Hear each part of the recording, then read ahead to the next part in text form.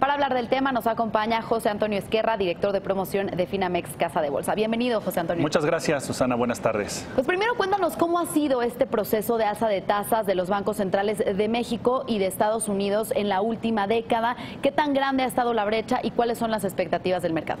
Pues mira, ha sido un proceso de persecución a partir de que Estados Unidos decidió empezar a subir la tasa, después de mantener tasas muy bajas durante casi 8 años, manteniendo y restringiendo un poco la política monetaria, pues se ha vuelto un tema de persecución, ¿no? Lo que vemos en este primer gráfico precisamente son las brechas que tú señalabas y preguntabas, Susana, en donde antes de la crisis y de que mantuvieran tasas tan bajas, pues el diferencial de tasa entre México y Estados Unidos era de 4.35 puntos porcentuales.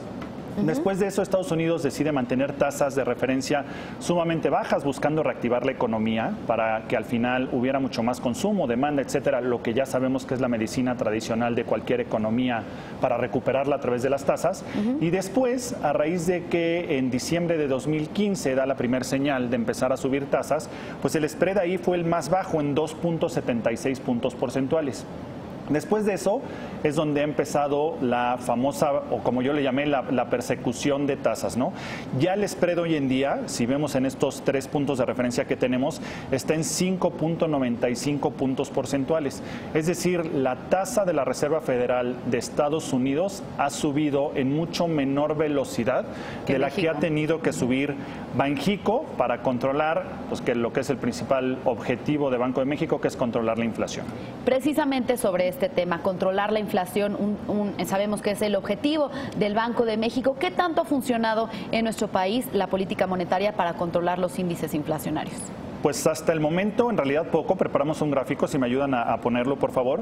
Lo que vemos en esta gráfica es que por más que ha subido tasas Banco de México, en esta precisamente, hoy tenemos la tasa de referencia al 7.25 contra una inflación del 6.77.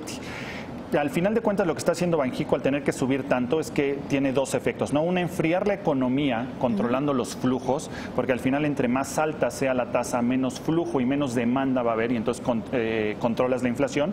Y el segundo, controlar el tipo de cambio. Por mucho que ha estado subiendo la tasa de referencia, como se aprecia y como se observa en el gráfico, por mucho que ha subido la tasa de referencia, pues la inflación no la ha logrado detener.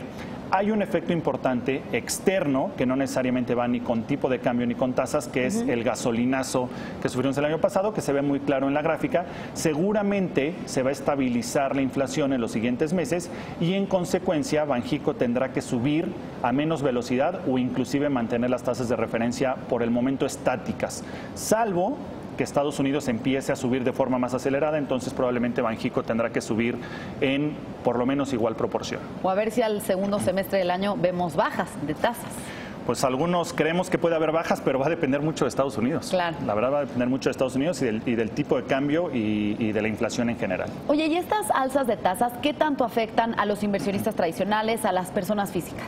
Mira, yo creo que es el punto clave al que yo quería llegar, porque al final de cuentas aquí podemos hacernos muchas historias de hacia dónde van a subir las tasas o no, pero lo importante es ver cómo afectan el bolsillo del inversionista, de la persona física, estas subidas de tasas. Existe la creencia de que entre más rápido suban las tasas de referencia, las bolsas van a sufrir.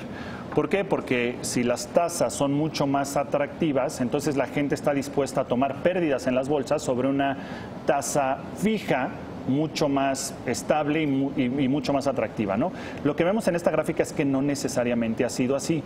Si vemos desde diciembre de 2015 que empezó a subir la tasa de referencia, pues el Standard & Poor's no ha parado.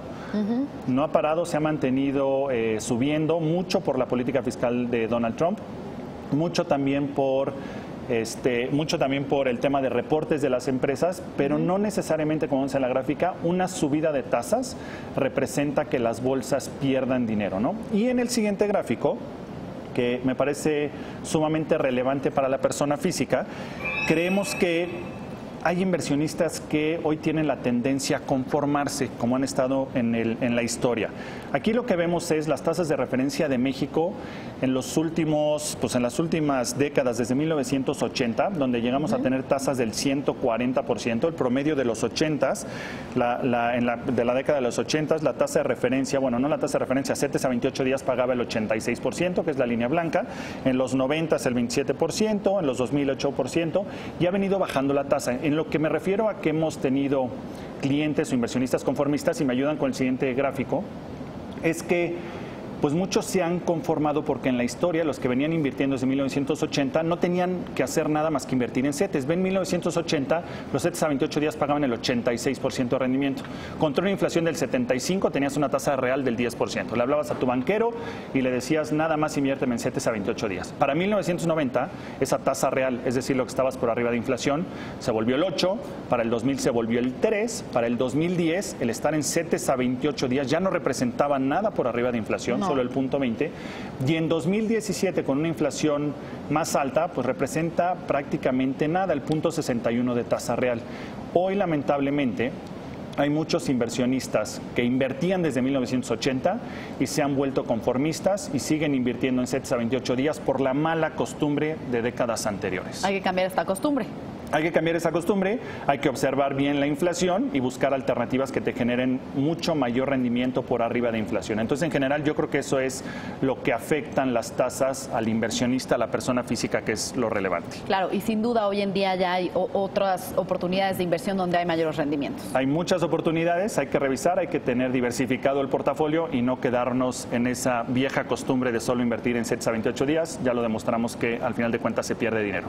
Bien, pues muchas gracias por acompañarnos, José Antonio Izquierra, director de promoción.